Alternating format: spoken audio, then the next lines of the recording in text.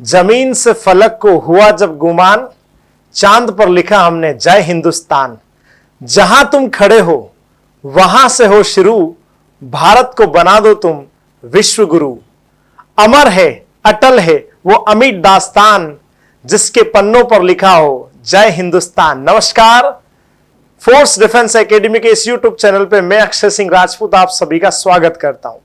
भारत के लिए ये स्वर्ण समय और ये विश्व गुरु बनने का जो समय सफर अभी चल रहा है, इसमें 2 और 4 चांद लगाने का जो समय अब आ चुका है। जी हां, हम बात करें G20 समिट्स की, जो प्रगति मैदान दिल्ली में इस समय आयोजित की जा रही है। और भारत विश्व के उन तमाम देशों का स्वागत सत्कार कर रहा है जो दुनिया की 80% जीडीपी का हिस्सा है और दुनिया की 2/3 पॉपुलेशन को जो लीड करता है। आइए हम सारे महत्वपूर्ण फैक्ट यहां जानेंगे, वो सारी महत्वपूर्ण चीज जानेंगे जो एग्जाम के हिसाब से बहुत जरूरी है। ये कब स्थापित हुआ, कितने देश इसमें शामिल है, नए क्या हो सकते हैं और क्या इससे भारत को फायदा है। जी हां, याद रखना, जब किसी देश की शौर्य, प्रगति और ऊर्जा को दिखाना हो तो तब ऐसे महान कार्यक्रम आयोजित किए जाते हैं। इस बार हमने जो थीम रखी है Vasudhaiva Kutumbakam, one earth, one family, one future, पूरी दुनिया एक परिवार। जी हां, सबसे महत्वपूर्ण चीज वासुदेव कुटुंबकम हमारे उपनिषद महाभाष्य उपनिषद से लिया गया एक महान शब्द है, जिसमें दुनिया की परिकल्पना को हमने एक विलेज माना, एक गांव माना, एक परिवार माना कि दुनिया एक ग्लोबल विलेज है, पूरा विश्व एक परिवार है। और इस परिवार के साथ कैसे आगे बढ़ा जाता है, जैसे एक परिवार में हम एक व्यक्ति से उसका हाथ पकड़कर उसके साथ चलकर उसको आगे बढ़ाते हैं, ऐसी दुनिया को कैसे आगे बढ़ाया जाता है, इसी चीज पर आज हम बात करेंगे। और वो सारे महत्वपूर्ण चीजें जो आप लोगों के लिए एग्जाम के लिए जानना बहुत जरूरी है। जी हां, भारत के लिए गर्व का यह बहुत महत्वपूर्ण समय चल रहा है। आपको पता है कि हम चांद पर पहुंचे और उसके बाद से ये जो 2023 है, कोरोना काल के बाद उभरते हुए देशों में भारत बहुत तेजी से उभरा हुआ है। तो कुछ महत्वपूर्ण चीजें, जी हां, ग्रुप 20, इसके बारे में महत्वपूर्ण चीज जानेंगे हम क्या है। तो group of 20 is the premier forum of international economic cooperation. जी हां, दुनिया के वो 20 देश जो अपनी साझेदारी से दुनिया की अर्थव्यवस्था को चलाने की क्षमता रखते हैं, वो एक साथ अपने कदमों को आगे बढ़ाते हैं। It play an important role in shipping and the strengthening global architectural governance all major international economic issues. जी हां, अब आप लोगों को वो देखो, सबसे इंपॉर्टेंट चीज होती है बच्चों की, किसी ऑर्गेनाइजेशन का मोटो क्या होता है। तो मोटो होता है, देखो यहां पर क्या करना है कि ग्लोबल आर्किटेक्चर सारे जो है वो दुनिया के अंदर कैसे एक ग्लोबल आर्किटेक्चर खड़ा किया जा सके, and governance on all major international economic issues. जी हां, दुनिया में अगर कोई इकोनॉमिक इश्यू है, कोई प्रॉब्लम आ रही, तो उसको कैसे फेस किया जा सकता है, जैसे कोरोना काल में सब देशों ने किया।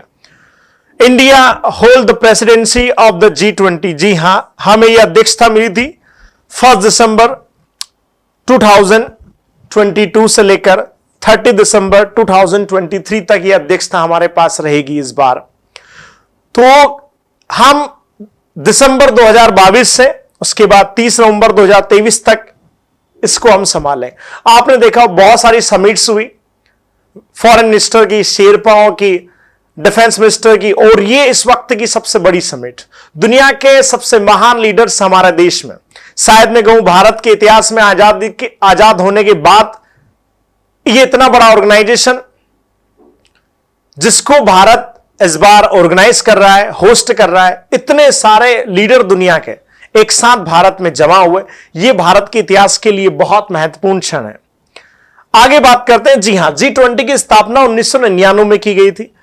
1999 में दुनिया में एक साथ कैसे एक देश दूसरे देश के साथ कदम से कदम मिलाकर आगे बढ़े, उसके लिए इसको स्थापित किया गया। G20 was founded in 1999 after the Asian financial crisis forum. जी हां, एशिया में फाइनेंशियल क्राइसिस आए थे, उसके बाद इसको किया गया। For the finance minister and central governors to the discuss global economic and financial issue. जी, सबसे महत्वपूर्ण चीज आपको याद रखना है, इसमें फाइनेंस मिनिस्टर्स और जैसे इंडिया में आरबीआई के गवर्नर, गवर्नमेंट ऑफ जो भी हमारी बैंकिंग करेंसी जो लीड करती है, जैसे सेंट्रल बैंक, दुनिया के अंदर अलग अलग जो बैंक होती है, भारत में उसको आरबीआई कहते हैं, रिजर्व बैंक ऑफ इंडिया। इनके गवर्नर्स और फाइनेंस मिनिस्टर बैठ के इनके इकोनॉमिक्स क्राइसिस को कैसे दुनिया के अंदर कम किया जा सकता है उस पर बातचीत ये लोग करते हैं। यहां से समिट शुरू हुई और दुनिया के देश फिर आगे बढ़ते गए। इसमें 2011 of the leaders level G20 was upgraded to the level of heads of the state। जी हां, स्टार्टिंग में इसकी मीटिंग फाइनेंस मिनिस्टर और मैंने कहा कि सेंट्रल बैंक के गवर्नर को लेके होती थी, लेकिन 2008 से G20 में शामिल होने लगे head of the state government. जी हां, जैसे president of India, prime minister of India, ये सब लोग शामिल होने लगे। The wake of global economic and financial crisis 2007 and 2009 was designated the premier forum for international economic cooperation। जी हां, 2009 के बाद इसको बहुत उम्दा दर्जा मिला और G20 दुनिया के अंदर 2009 के बाद बहुत तेजी से उभरा। आगे हम बात कर रहे हैं G20 के बारे में, उसकी महत्वपूर्ण चीजें, कैसे काम करता है, कैसे आगे बढ़ता है G20। और क्योंकि भारत ने अपना एक मॉडल डेवलप कर रखा है, 2047 हम दुनिया की डेवलप्ड कंट्री कहे जाएंगे। तो जब डेवलप कंट्री, अभी हम डेवलपिंग कंट्री है, तो हमें अपनी शक्ति, हमें अपना सामर्थ्य, हमें अपनी संस्कृति दिखाने का इससे अच्छा और कोई प्लेटफॉर्म नहीं मिल सकता। इसलिए आपने कुछ बातें बहुत नोटिस की होगी, इसमें जो भी थीम रखी गई वो सारे भारत के कल्चर को दर्शाती है। आपने देखा होगा वहां कोणार्क के सूर्य मंदिर के बारे में दिखा गया, हमारे प्राचीन परंपराओं के बारे में, the mother of democracy in the world, उसकी थीम रखी गई। हमारे पुराने कल्चर को वहां स्टेब्लिश कैसे किया जाए, दुनिया के सामने कैसे रखा जाए, उन सब बातों को वहां बताया गया। और सबसे इंपॉर्टेंट जो हमारी थीम है, वासुदेव कुटुंबकम, एक धरती, वन अर्थ, एक परिवार, एक फैमिली और वन फ्यूचर, एक भविष्य हमारा होना चाहिए। इसके लिए दुनिया के तमाम देश इसमें आते हैं और किन किन टॉपिक्स पर बात होती है। जी हां, G20 summit head of annually under the leadership rotating presidency. जी हां, इसकी हर साल एक देश को अध्यक्षता दी जाती है, फिर अगले साल दूसरे देश को, फिर अगले साल तीसरे देश को अध्यक्षता दी जाती है। G20 initially focus largely on the broad micro economic issues. जी हां, मैं जो पॉइंट्स आपको यहां बता रहा हूं वो ध्यान देने वाली बात है कि किन किन पॉइंट्स पर G20 के लीडर्स बात करते हैं। Micro economics issues, but is has since expanded its agenda inter area include trade. जी हां, सबसे इंपॉर्टेंट बात होती है व्यापार के ऊपर। सस्टेनेबल डेवलपमेंट, ये सबसे इंपॉर्टेंट थीम होती है। सतत विकास होना चाहिए सभी लोगों का। हेल्थ के बारे में कोरोना काल में हमने देखा सभी देशों ने एक दूसरे का सहयोग किया। एग्रीकल्चर, कृषि के बारे में कोई अगर बहुत अच्छी टेक्नोलॉजी आती तो एक देश दूसरे देश से शेयर करते हैं। एनर्जी, एनवायरमेंट, पर्यावरण, क्योंकि दुनिया के सामने सबसे बड़ी चुनौती, इसको लेकर बात रखी जाती है। क्लाइमेट चेंज, ये भी उससे रिलेटेड है। एंड एंटी करप्शन, जो दुनिया में करप्शन को लेकर बात की जाती है, साथ में टेररिज्म के ऊपर भी बात होती है। इसमें ये सारी थीम्स होती है और इसमें अलग अलग देश अपनी अपनी बातों को रखता है कि वो देश क्या कुछ नया करता है अपने देश में इन चीजों को खत्म करने के लिए। The G20 presidency is responsible for bringing together the G20 agenda and the consultation with the other member and in the response to development in the global economy। जी हां, जो भी कंट्रीज को होस्ट करती है, प्रेसिडेंसी करती है, वो इसको पूरा प्रोफार्मा तैयार करती है। सारे देश उसमें अपना एक तरह से अपनी सहमति देते हैं और कुछ एडवाइस भी देते हैं। तो इस बार भारत ने पूरी तैयारी से बहुत अच्छे से इसकी पूरी थीम को मैनेज किया है। अब बात करते हैं G20 जो ग्रुप है उसमें वास्तव में कंट्रीज जो है वो 20 नहीं है, 19 कंट्रीज है, 19 देश इसमें शामिल है। लेकिन इसमें एक देश या एक ऑर्गेनाइजेशन जिसका नाम है यूरोपियन यूनियन, जी हां, यूरोप के छोटे छोटे देशों का प्रतिनिधित्व करता है, EU। तो हम देखते हैं कौन कौन इसमें आते हैं। अर्जेंटीना, याद रखिए आप नाम, अर्जेंटीना है, ऑस्ट्रेलिया है, Brazil, Canada, China, France, Germany, Bharat, Indonesia, Italy, Japan, Mexico, Republic of Korea, Russia, Saudi Arabia, south Africa, Turkey, United kingdom, United state of America और यूरोपियन यूनियन। जी हां, ये सारे 19 देश है। यूरोपियन यूनियन यूरोप के छोटे छोटे देशों का एक संगठन है जो इसमें आता है। क्लियर है? अब ये G20 एक सबसे महत्वपूर्ण घोषणा इस बार हुई है। ऐसा कहा जा रहा है कि अगली बार से इसका नाम G21 हो जाएगा, क्योंकि इसमें एक यूनियन को और जोड़ा गया है, वो है अफ्रीकन यूनियन। याद रखना, आपको याद रखना है, अफ्रीकन यूनियंस को शामिल कर लिया गया है और यह प्रस्ताव भारत ने दिया था। अफ्रीका के छोटे छोटे देशों का एक संगठन अफ्रीकन यूनियन, उसको इस बार 2023 भारत G20 समिट्स में इसको शामिल कर लिया। तो हो सकता है अगली बार इसका नाम G21 हो जाए। ठीक है, ये देश सब शामिल इसमें रहते और ये अपना एजेंडा तय करते आने वाले भविष्य के लिए। अब इसमें आपने सुना होगा रशिया नहीं आए, रशिया के प्रेसिडेंट व्लादिमीर पुतिन नहीं आए और चाइना के प्रेसिडेंट शी जिनपिंग नहीं आए। लेकिन क्योंकि व्लादिमीर पुतिन का यूक्रेन क्राइसिस के बाद से विरोध हुआ तो उन पर red card issue international court ने घोषित कर रखा है, तो वो रशिया से बाहर कहीं भी जाएंगे तो उनको अरेस्ट वारंट के इशू के तहत उनको अरेस्ट करने का डर रहता है, इसलिए वो नहीं आते। तो उन्होंने अपने विदेश मंत्री को पहुंचाया। चाइना के प्रेसिडेंट नहीं आए तो उन्होंने अपने प्राइम मिनिस्टर को पहुंचाया। तो इस पे सभी लोगों ने अपनी अपनी चीजों किसी ना किसी दर यहां किया। लेकिन बड़े लीडर आए, जैसे अमेरिका के राष्ट्रपति जो बाइडेन आए, तो बाकी लोगों को भी आना चाहिए था। अब इसमें साथ में हम इनवाइट कंट्री को भी बुलाते, जो देश तो नहीं है लेकिन हम उनको बुलाते, इनवाइट करते, ताकि वो लोग भी इसके साथ जुड़े और G20 ग्रुप में शामिल होने के लिए आगे बढ़े। बांग्लादेश को बुलाया, इजिप्ट को बुलाया, ठीक है, मॉरिशस को बुलाया, नीदरलैंड को इनवाइट किया, नाइजीरिया को किया, ओमान को किया, सिंगापुर को किया, स्पेन को किया, यूएई को किया। ये सब इनवाइट कंट्रीज होती है। याद रखना, G20 ग्रुप जो ओरिजिनल मेंबर उनके अलावा इनको इनवाइट किया जाता है यहां पर। इसके अलावा नेक्स्ट, दुनिया के बड़े बड़े इंटरनेशनल ऑर्गेनाइजेशन के चीफ यहां आते हैं।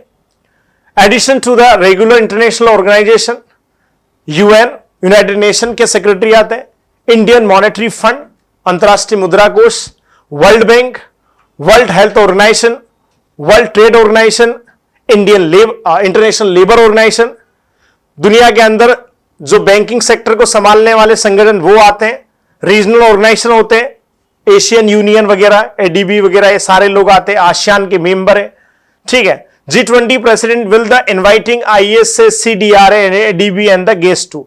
ये एशिया के अपने संगठन है, ये भी यहां आते हैं। अलग अलग सब लोगों को यहां बुलाया जाता है, क्योंकि इन संगठनों की भी दुनिया के अंदर अपनी एक साझेदारी होती है। जी हां, सब लोग आगे बढ़ते हैं, इसको आगे बात करते हैं। अब ये सबसे इंपॉर्टेंट है। जी हां, ये जो आपको दिख रहा है इसको ट्राइको के नाम से जाना जाता है। ये ट्राइको शब्द क्या होता है भाई?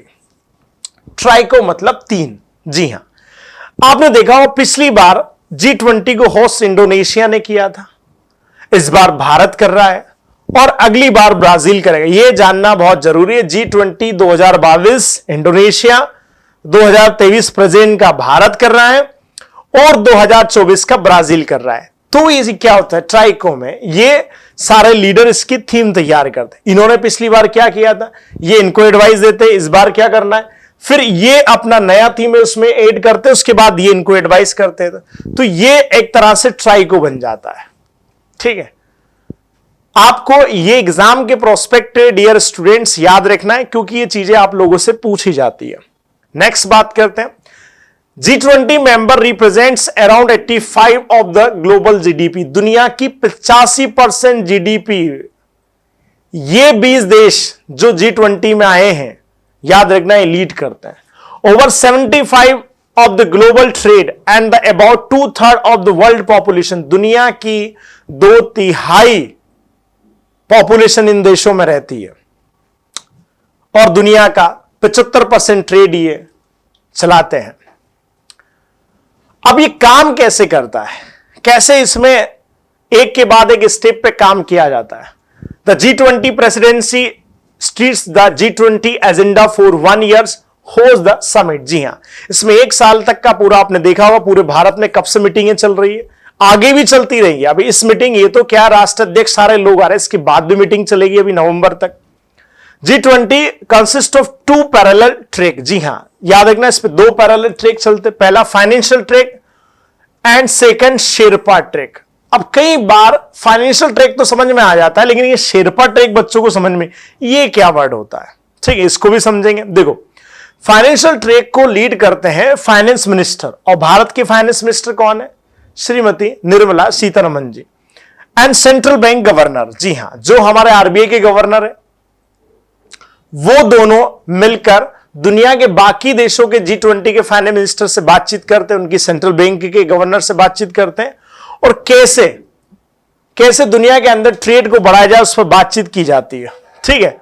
Sherpa, head of the Sherpa track after financial track. अब ये शेरपा वर्ड क्या होता है? शेरपा होता है यानी कि G20 के जो पूरे मोटिव को जो रखेगा, वो पूरे एम को जो दूसरे देशों के सामने रखा जाता है, वो शेरपा होता है। और सभी देशों के G20 के अपने अपने शेरपा यहां आते हैं, जिनको लीडर्स कहते हैं। वो अपने देश का एजेंडा लेके आते हैं, वो अपने देश का एजेंडा लेके आते हैं।